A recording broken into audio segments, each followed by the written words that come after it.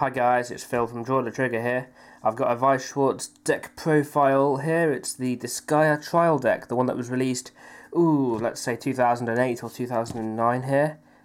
This actually predates any of the English Vanguard cards. I think they only ever released this one English trial deck at the time, and it never got a booster.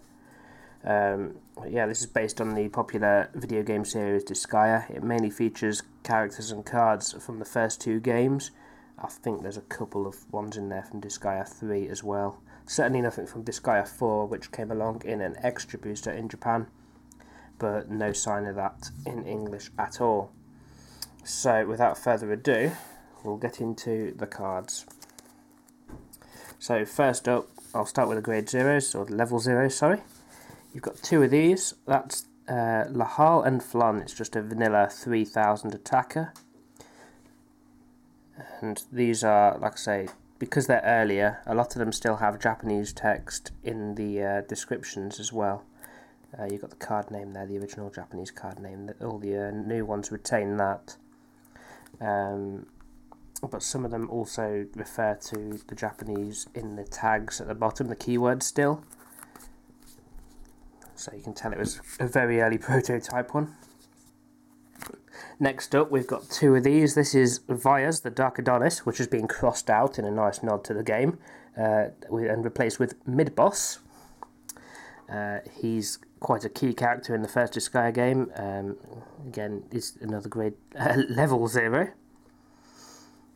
And you can see he's got some nice abilities there. He increases the power of all the characters in front of this card by 500 points. And if he gets knocked out during battle, you can return him to the deck, which is pretty handy because it means he doesn't go into your waiting room, and it kind of gives you an extra bit of draw from the deck without worrying about decking yourself out and having to take a refresh point. A nice early card. If you get him to attack, it's not really a big problem. You can get him knocked out quite safely. Next up, we've got four of these. This is Etna, the Overlord Assassin.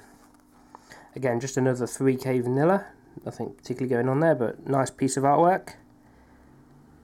Looks like the artwork is Disgaea 2 era, despite the character and card referencing the first game. It's got that slightly brighter look to it. Very nice looking card, four of those. Incidentally, while I remember, this is a red and green deck.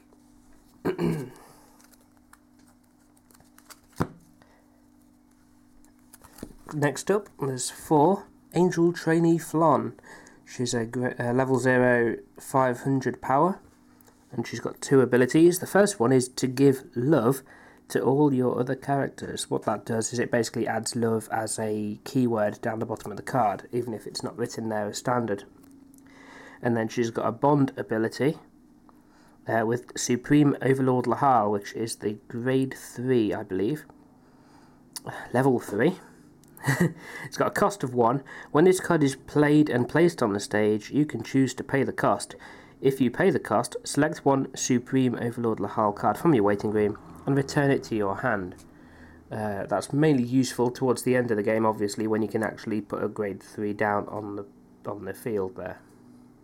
Forgive me for using all the wrong terms in this deck profile. I still use Vanguard words.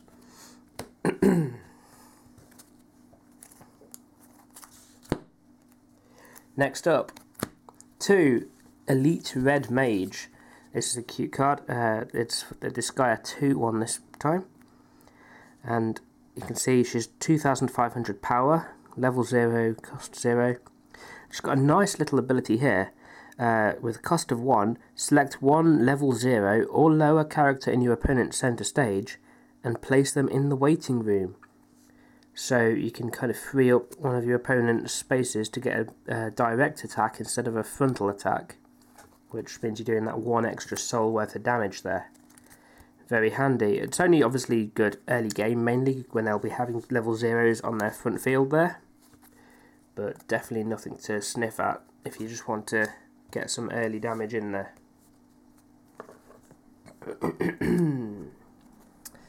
Next up, we've got 2 Super Robot Thursday, another level 0. This one is based on the little robot who assists Captain Gordon, Defender of Earth. And he's got 2 abilities. He increases the power of other characters by 500 points if they possess the special attribute Hero.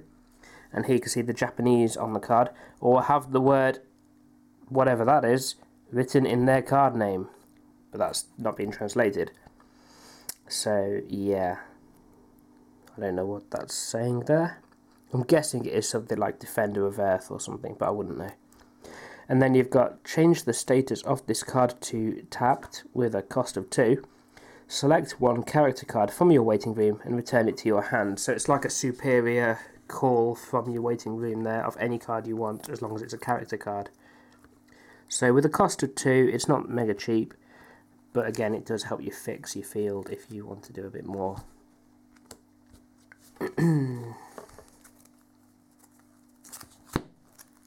Next up, 2 Petty Thief. This is also a Disgaea 2 card. No cost again. She's only got 2,500 power, so you think she's not amazing, but her skill makes up for it. Again, it costs 2, so it's a bit expensive, but you can select one character in your opponent's center stage. For the duration of the turn, reduce that character's power by 1,500 points, and increase this character's power by the same amount. So that makes her into a 4,000, and it means your opponent loses 1,500 points off their power, which can just turn the tide and help you knock something out. And the last of the grade 0s is this little card here, Overlord Lahal and his vassal Etna. A nice piece of artwork there. 2,500 power. When the status of the enemy doing battle with this character changes to knocked out, you can select one card from your waiting room and place it in your stock if there are no climax cards in your opponent's waiting room. So you'll have to find out what your opponent's got in their waiting room, but it can help you build up your stock a bit quicker there. But only one of those, so chances of getting that off in a game, fairly slim. Right, on to the grade 1s. We start off with 4 of these, Etna and Flon. It's a cost of 0, level 1. And it's a counter card, it's a backup skill. So it backs up for 1,500 points. And it has no cost. You can just play it as long as you are level 1 or above. Again, we know what backups do. They're useful just to help you kind of turn the battle back to your character's side. And sometimes it means that you'll both get knocked out if it makes your power equal, but that's often worth it to take out someone on your opponent's side, or at the very least force an expensive encore. Nice little skill. Right, I've next run 2 Samurai Legend. She's a level 1 with a cost of 1. No particular skills there, just a 6,000 power, so she's pretty powerful for a level 1. A steady, reliable attacker. Her keyword is just weapon. So actually weapon, I think, is one of the ones that's in the Sword Art Online thing, so you might be able to, in certain situations, slip that in there fairly seamlessly if you wanted to. Our other vanilla for the level 1s is Captain Gordon, Defender of Earth. He's basically a clone of the other one, but this one's obviously a red card, whereas the other was a green. Yep, cost of 1, level 1, 6,000 power. Not much more to say. And we're at the end of the grade 1s already. There's not that many in this deck. It is really a level 0 heavy deck. You've got this 3,000 Prince Lahal of the Netherworld, with the classic art on there. That looks like the cover art from the PAL version of the first game. Cost of 0. He's got a couple of abilities here. When this character attacks, you can place one card from your opponent's waiting room and place it on top of their deck if King of the Earth is in the climax area. Useful because if you don't want them to get a climax card, and you've got that climax card out, you can take one of their character cards or event cards, put it on top of their deck, and if you're hitting for 1 or 2 soul, that makes it a lot more likely that you're not going to end up getting them cancelling it. The other ability is a bond with Etna and Flon, the backup card. When this card is placed on the stage, you can choose to pay the cost of 1 If you do pay the cost, select an Etna and Flon card from your waiting room and return it to your hand so you can get your backup back. Very nice. Level 2s. We've got Flon, the Love Maniac. This is where the other Flon that gave love to all your other characters becomes useful. Up till now, you haven't seen anything that made that worth using. But this Flon here is a level 2 with a cost of 1, 6,500 power, and her main continuous ability is to increase the other character's power by 1,000 points if they possess the special attribute Love, or have a certain thing written in their card name that's in Japanese. So that would give all of your characters plus 1,000 power, or all of your other characters, not including this one, as long as you have the other Flon on the field giving everyone some love, which is a brilliant little combo there. Then you've got her activated ability. When you place even a demon needs love in your climax area, select one of your characters and increase their power by 3,000 points for the duration of the turn. That's a nice little boost. It can often win a scrape for you. Get yourself knocking out one of their more powerful units. Especially if combined with the love, that's like a bonus of plus 4,000. Right, we've got 2 Seraph Lamington. He's an 8,500 vanilla. Cost of 1, level 2.